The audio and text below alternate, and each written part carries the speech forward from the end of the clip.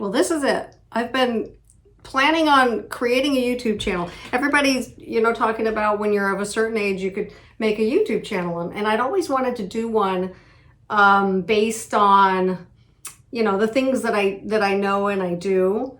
And also going through healing right now at this age after, a really traumatic, I hate that word trauma because you hear it all over the place, but I had a very traumatic childhood and also a lot of trauma in my young adult to middle age experiences were pretty rough. And I married at 17 and I ended up divorced after 30 years. And I believe a lot of the choices I made and the problems that came were because of the childhood trauma that was never healed. I went to counseling, I went to therapy, but I was trained so well to not trust myself or my memories or my eyes, my ears, my gut, my everything. And I'm highly intuitive, so it was really just a mess for me because I could feel it all and I was afraid and I knew things weren't right and I just would ignore it and say, oh, I can deal with it. It's not that bad. So these are I'm all over the place because I told myself, you know what? You've been wanting to do this channel. I'm having so many problems with editing, filming, the volume. I made this whole video and the volume was so low you couldn't hear it on TV. So I tried to redo it in the editor and no, I have to learn the whole editor because I can see now what I did wrong. Or else I'll say, well, this is my art room. Oh, I have to get my art room in order. I can't have this mess. And then it's not going to happen. I'll show you. It's not going to happen. So my focus now is on how you might be in a situation thinking, do I just have bad luck? Does everything bad happen to me? But I don't think that's maybe it is in some cases. I don't know. But I know in my heart and from what I've studied and what I've learned, it usually traces back to something, some message that you've internalized or some experience. And in my case, I was starting to have what they call flashbacks around age 20. I didn't know what was going on. I just thought I'm imagining things and why won't it stop?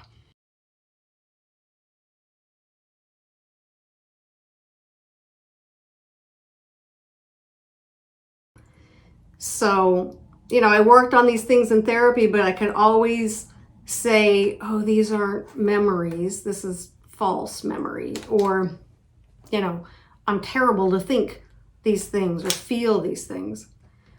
And finally, I had a therapist convince me in around 1990 to go and file a police report. And it was the scariest thing I ever did.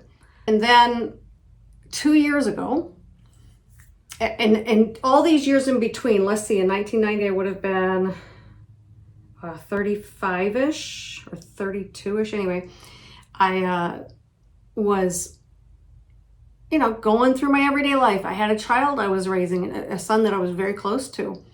And, trying to protect him from all these feelings I'm getting and trying to raise him without that affecting him.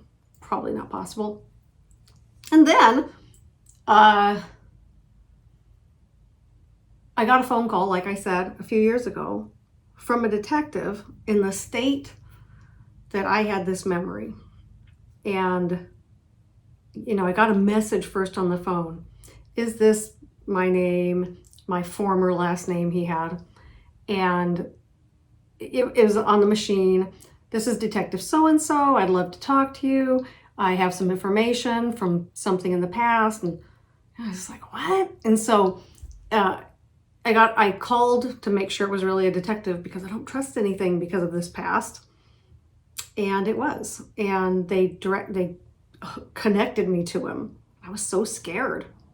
And he said, I can't remember verbatim, but it was something to do with the statement that had come across my statement. And I interrupted him and said, oh, I think that was all just false memory syndrome. And he interrupted me and said, no, hear me out. And he said, somebody gave me your statement, and so this is hard.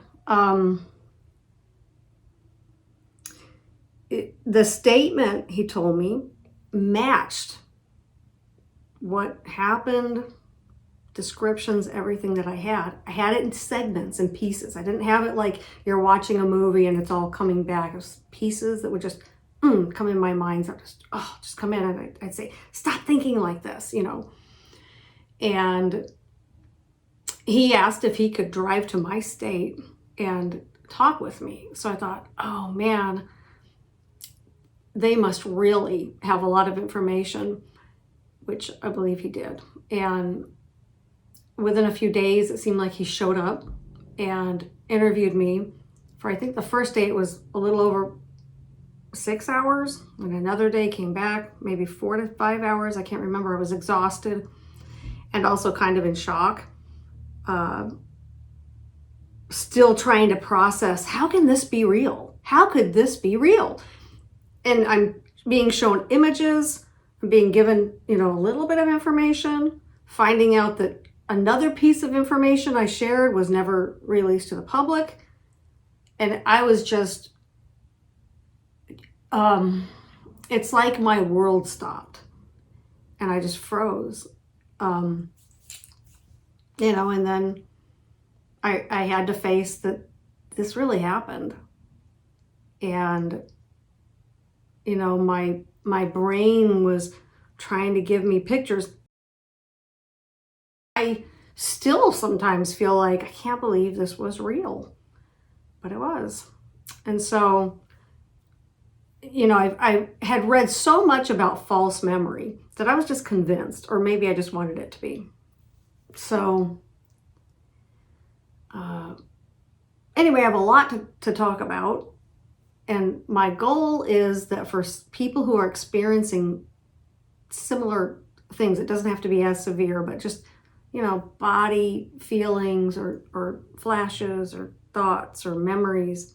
And you've been convinced, you've probably been the scapegoat of your family, oh, she's the crazy one, or he's the crazy, oh, they make things up, this whole thing, because that's what they do. That's what abusers do. So I finally had some validation that this was real. So it was like a mixed feeling of, oh, it's real, I'm not crazy. And then, oh my God, it's real. This is horrific.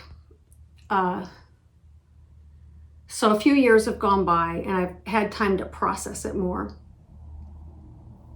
And I want people to know that when you're remembering, or when you're getting flashes of memory in pieces, it's something to take seriously, because what I ended up doing was putting myself in positions where I was completely unsafe, and I didn't know it.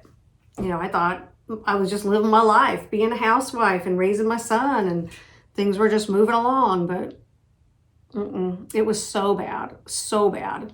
And as time goes on, I can share more detail. This is just an introduction, and I have lots of things to share and ways to help other people who might be going through something similar, and feeling like they're trapped or can't escape or can't leave a marriage, no skills, never worked outside the home. And I just have a lot of ideas, and I know I was operating out of survival mode for most of my life. In some ways, I probably still am. I am in the middle of still doing EMDR and IFS, internal family systems work. So thanks for watching, and hopefully you'll come back and check out what I have to say.